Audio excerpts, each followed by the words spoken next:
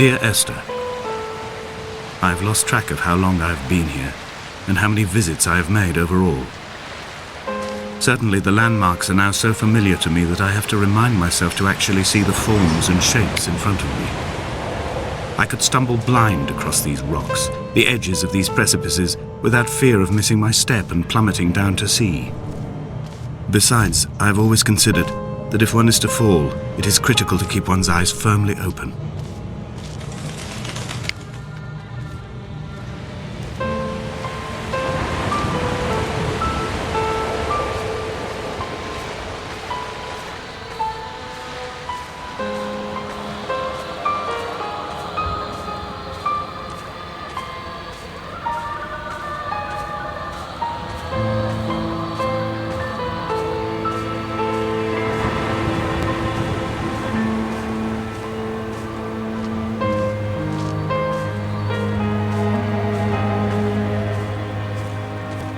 Donnelly reported the legend of the hermit, a holy man who sought solitude in its most pure form.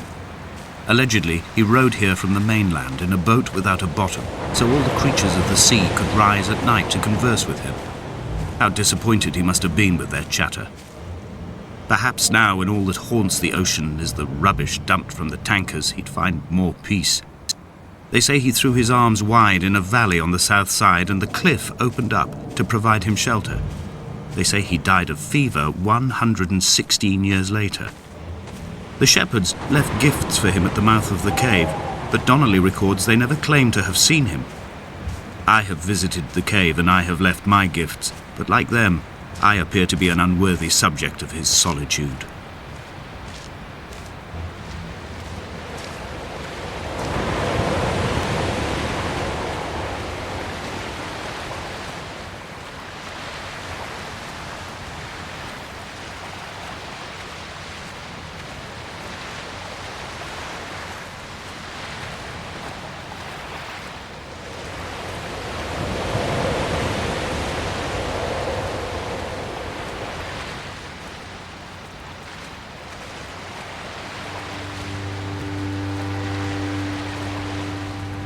There was once talk of a wind farm out here, away from the rage and the intolerance of the masses. The sea, they said, is too rough for the turbines to stand. They clearly never came here to experience the becalming for themselves. Personally, I would have supported it. Turbines would be a fitting contemporary refuge for a hermit. The revolution and the permanence.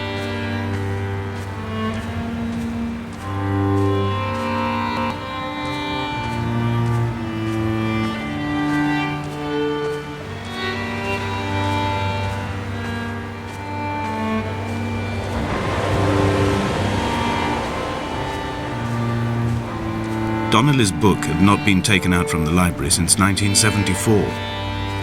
I decided it would never be missed as I slipped it under my coat and avoided the librarian's gaze on the way out. If the subject matter is obscure, the writer's literary style is even more so. It is not the text of a stable or trustworthy reporter. Perhaps it is fitting that my only companion in these last days should be a stolen book written by a dying man.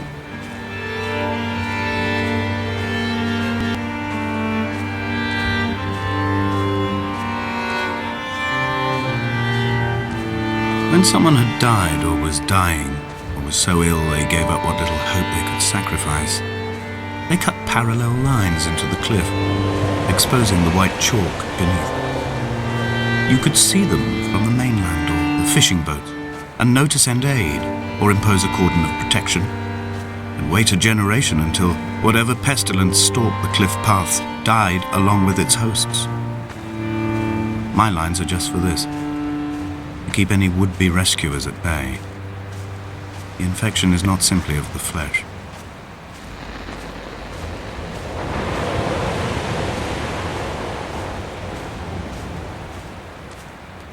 We are not like Lot's wife, you and I. We feel no particular need to turn back. There's nothing to be seen if we did. No tired old man parting the cliff with his arms. No gifts or Bibles laid out on the sand for the taking. No tides turning or the shrieking gulls overhead. The bones of the hermit are no longer laid out for the taking. I have stolen them away to the guts of this island, where the passages all run to black, and where we can light each other's faces by their strange luminescence.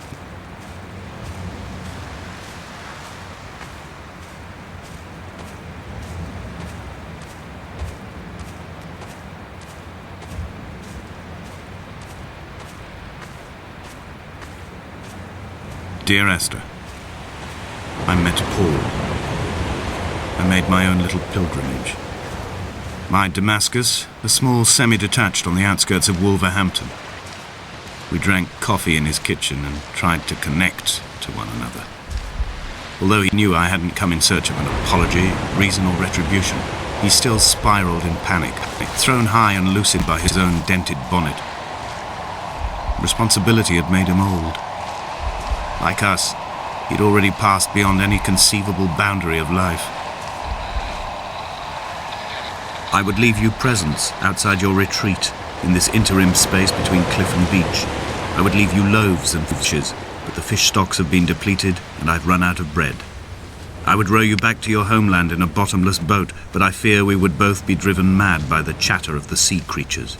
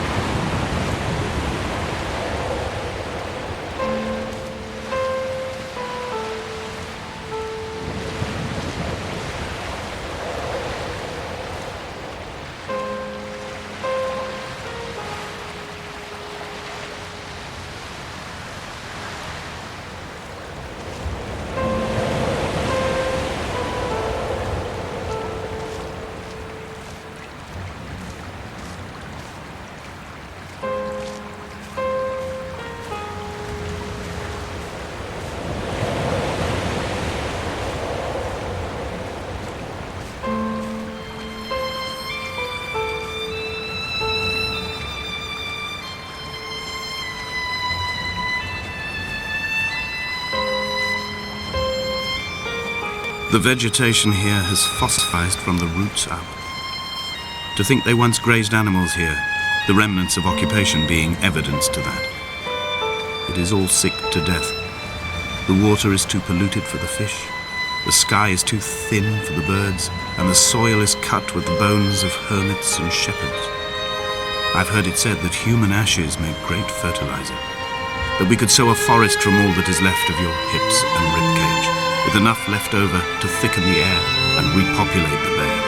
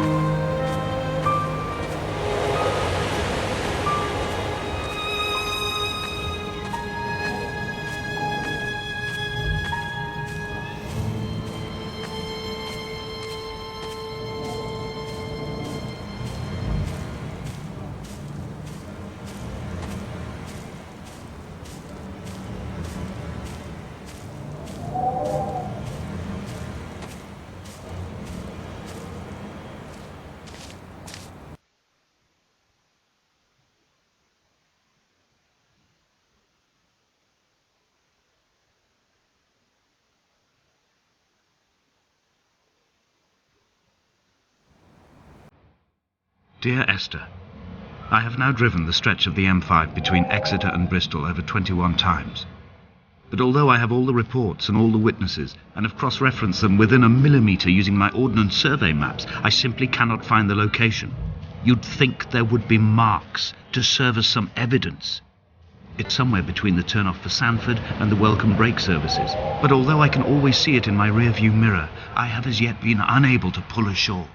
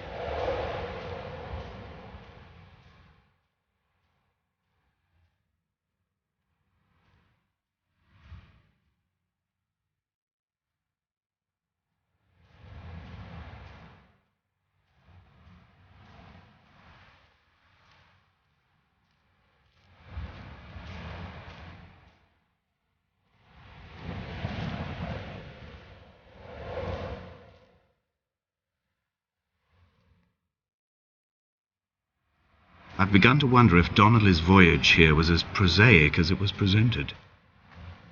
How disappointed not the bones of the holy man. No wonder he hated the inhabitants so. To him they must have seemed like barnacles mindlessly clinging to a mercy seat. Why cling so hard to the rock? Because it is the only thing that stops us from sliding into the ocean, into oblivion.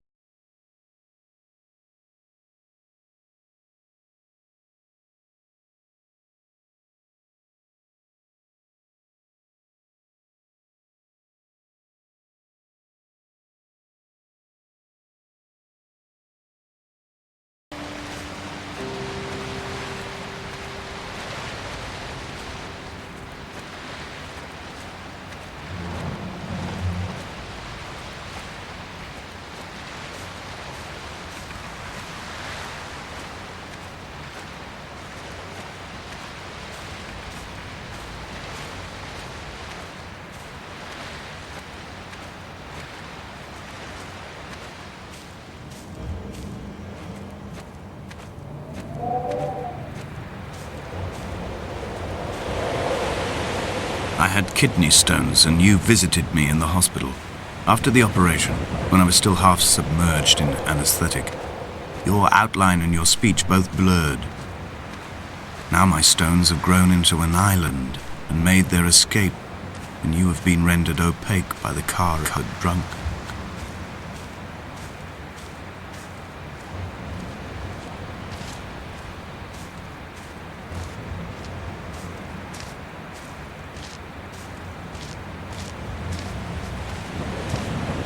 What charnel house lies at the foot of this abyss? How many dead shepherds could fill this hole?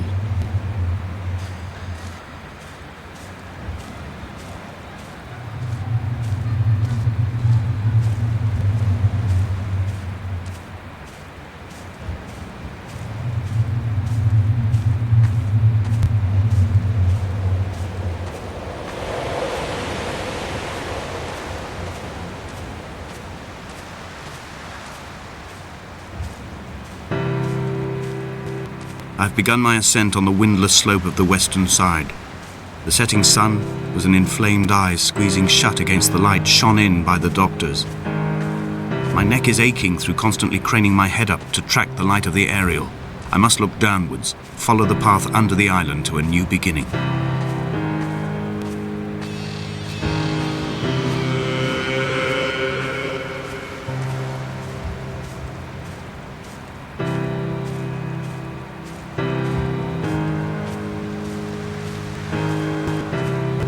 The bothy was constructed originally in the early 1700s. By then, shepherding had formalized into a career. The first habitual shepherd was a man called Jacobsen, from a lineage of migratory Scandinavians. He was not considered a man of breeding by the mainlanders. He came here every summer whilst building the bothy, hoping eventually that becoming a man of property would secure him a wife and a lineage. Donnelly records that it did not work. He caught some disease from his malcontented goats and died 2 years after completing it. There's no one to carve white lines into the cliff for him either. When the oil lamps ran out, I didn't pick up a torch, but used the moonlight to read by. When I've pulled the last shreds of sense from it, I will throw Donnelly's book from the cliffs and perhaps myself with it. Maybe it will wash back up through the caves and erupt from the spring when the rain comes, making its return to the hermit's cave. Perhaps it will be back on the table when I wake. I think I may have thrown it into the sea several times before.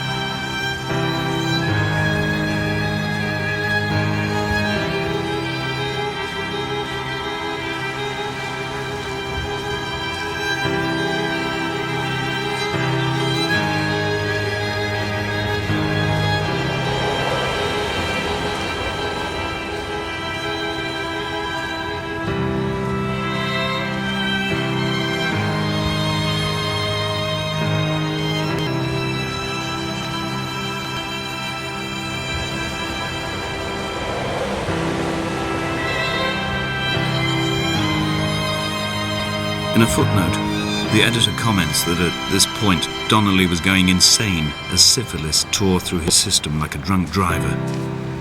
He's not to be trusted. Many of his claims are unsubstantiated, and although he does paint a colourful picture, much of what he says may have been derived directly from his fever. But I've been here, and I know, as Donnelly did, that this place is always half imagined. Even the rocks and caves will shimmer and blur with the right eyes.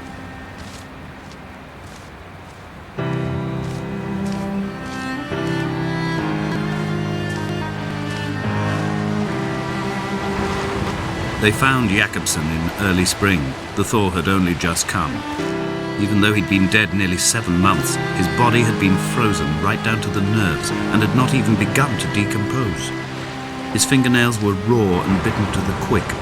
They found the phosphorescent moss that grows in the caves deep under the nails. Whatever he'd been doing under the island when his strength began to fail is lost.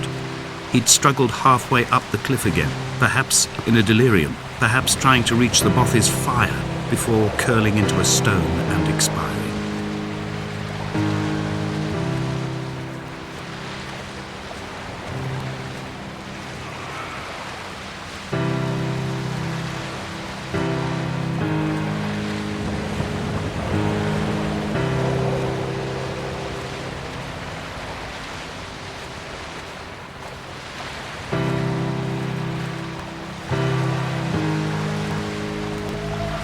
Climbing down to the caves, I slipped and fell and have injured my leg. I think the femur is broken. It is clearly inflamed.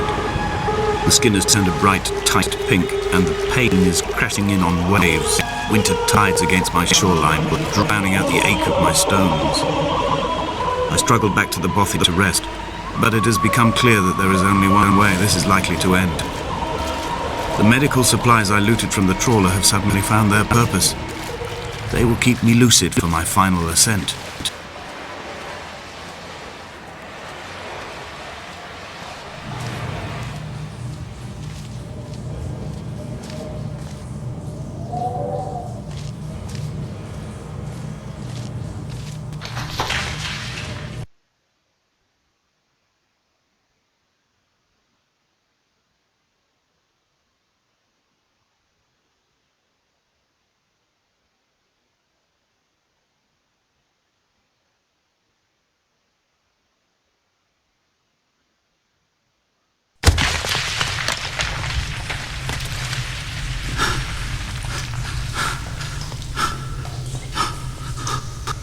Donnelly's addiction is my one true constant.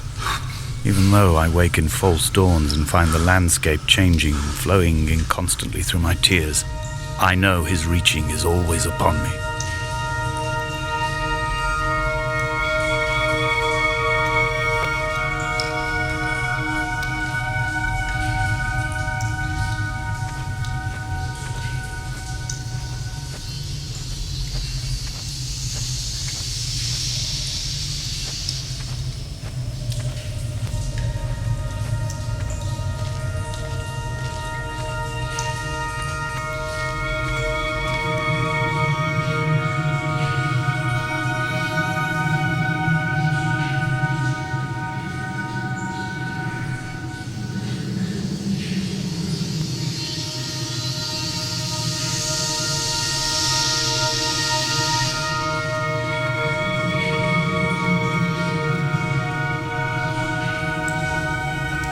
They'd stop the traffic back as far as the Sandford Junction and come up the hard shoulder like radio signals from another star. It took 21 minutes for them to arrive. I watched Paul time it to the second on his watch.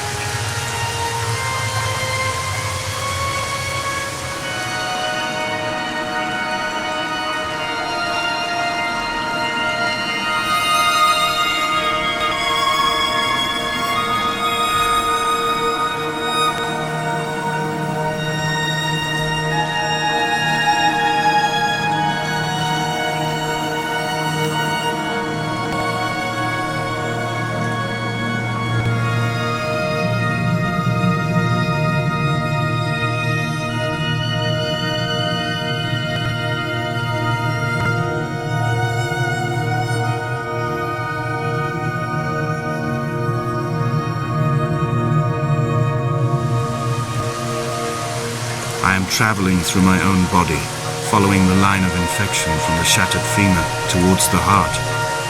I swallow fistfuls of painkillers to stay lucid.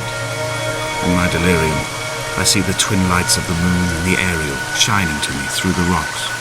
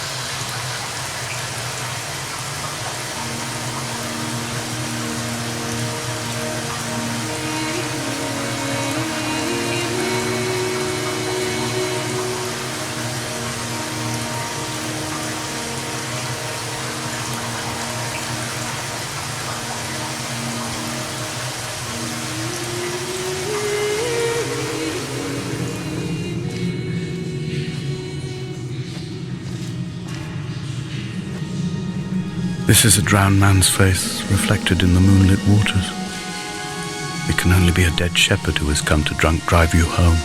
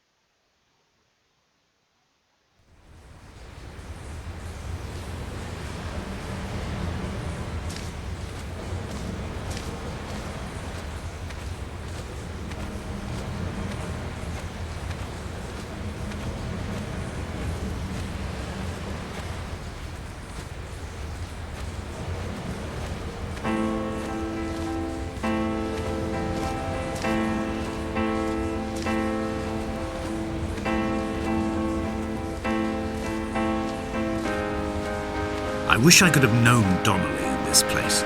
We would have had so much to debate. Did he paint these stones or did I? Who left the pots in the hut by the jetty? Who formed the museum under the sea? Who fell silently to his death into the frozen waters? Who erected this godforsaken aerial in the first place? Did this whole island rise to the surface of my stomach, forcing the gulls to take flight?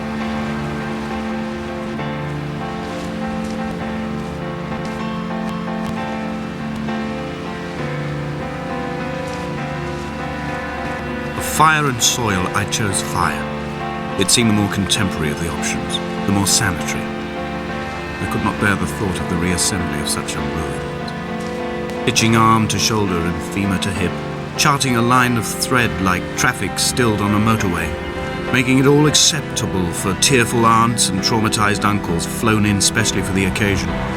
Reduce to ash, mix with water, make a phosphorescent paint for these rocks and ceiling.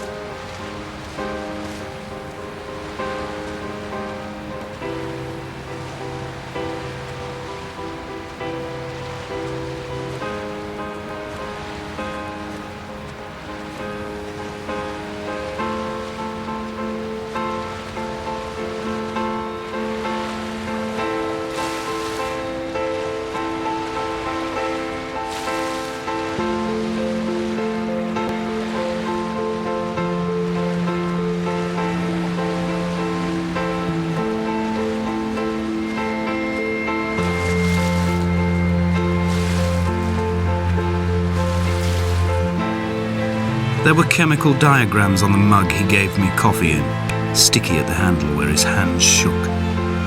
He worked for a pharmaceutical company with an office based on the outskirts of Wolverhampton. He'd been travelling back from a sales conference in Exeter, forming a strategic vision for the peddling of antacid yogurt to the European market. You could trace the connections with your finger, join the dots, and whole new compounds would be summoned into activity.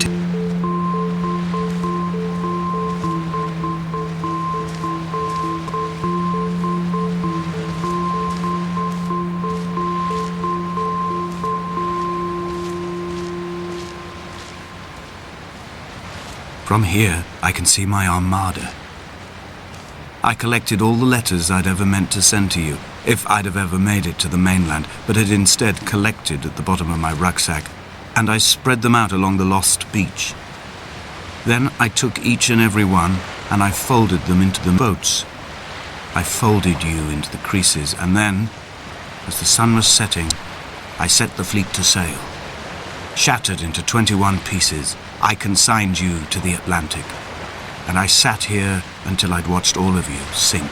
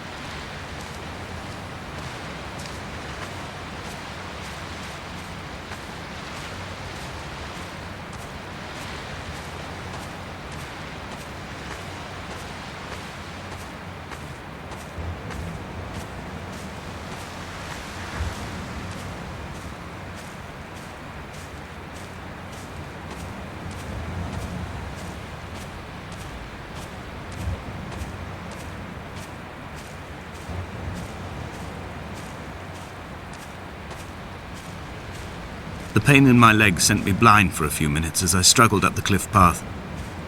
I swallowed another handful of painkillers, and now I feel almost lucid. The island around me has retreated to a hazed distance, whilst the moon appears to have descended into my palm to guide me. I can see a thick black line of infection reaching for my heart, far waistband of my trousers. Through the fugue, it's all the world like the path I have cut from the lowlands towards the aerial.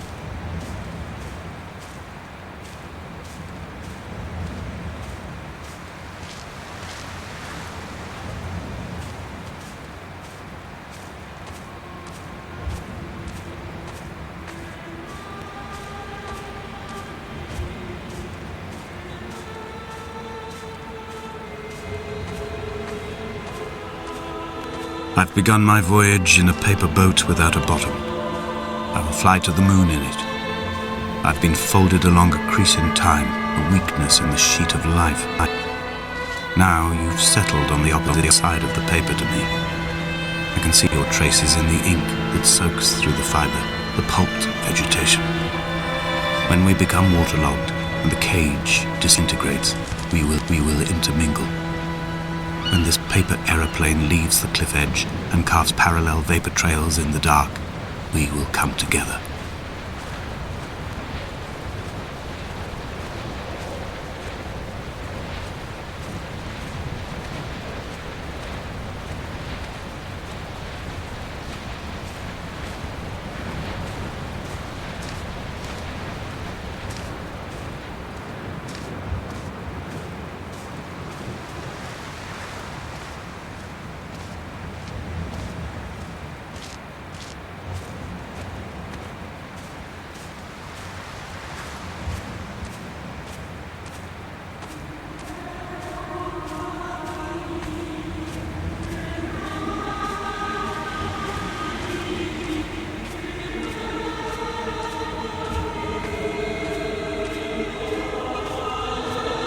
If only Donnelly had experienced this, he would have realized he was his own shoreline, as am I. Just as I am becoming this island, so he became his syphilis, retreating into the burning synapses, the stones, the infection.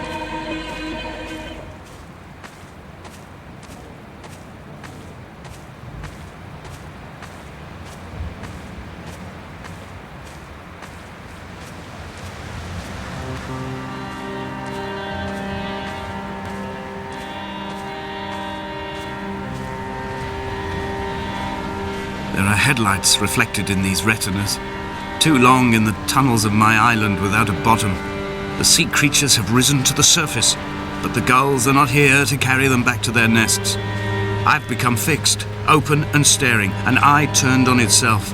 I've become an infected leg whose tracking lines form a perfect map of the junctions of the M5. I will take the exit at mid-thigh and plummet to my Esther.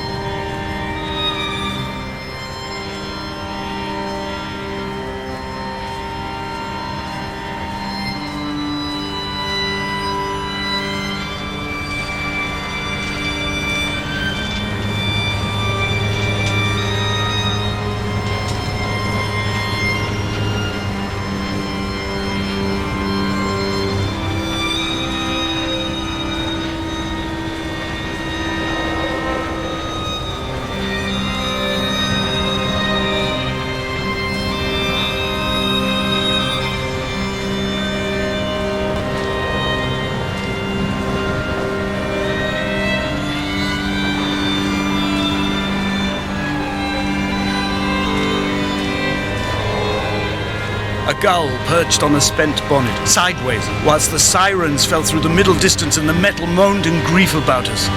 I'm about this night in walking, old bread and gull bones, old Donnelly at the bar gripping his drink, old Esther walking with our children, old Paul as ever, old Paul. He shakes and he shivers and he turns off his lights alone.